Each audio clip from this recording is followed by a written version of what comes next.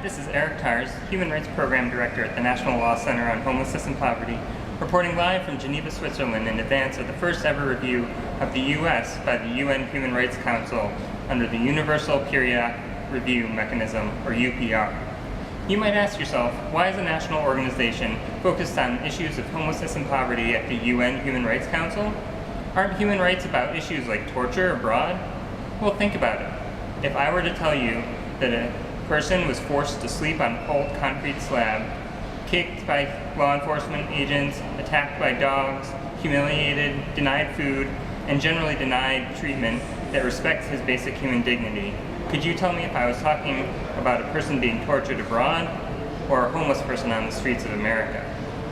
So why is it when it happens to one of these men, it's a question of human rights, but when it happens to another, it's just a question of economic policy? That's the question we're here to answer this week in Geneva. The U.S. government is present at the Universal Periodic Review, or UPR, just to answer these questions.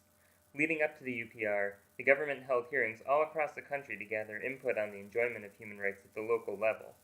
Following these hearings, attended by more than 1,000 people coast to coast, the government reported the number one human rights issue brought to their attention was housing. Recent polls show that more than half of Americans fear for their ability to continue paying their rent or mortgage. Under the UPR, every country in the world is reviewed by the Human Rights Council every 4 years for its human rights record. The U.S., which will receive its review on Friday, November 5th, is seeking to promote a model of constructive engagement for other countries to follow when it's their turn. However, the U.S.'s report to the UN, in which it gave its own picture of our human rights record, ignored the testimony it heard from the ground and failed to even mention that we're in the middle of a housing crisis. So that's why I'm here today, to set the record straight and to hold our government accountable to the same standard it will hold others to in turn. Over 25 issue areas, from police brutality to the right to decent work, inequalities in education to the war on terror, are all addressed in the joint report produced by hundreds of organizations coordinated by the U.S. Human Rights Network. I'm here today with a delegation of over 70 U.S. activists, advocates, and directly affected victims of human rights violations who will make sure each of these issues receives the attention it deserves.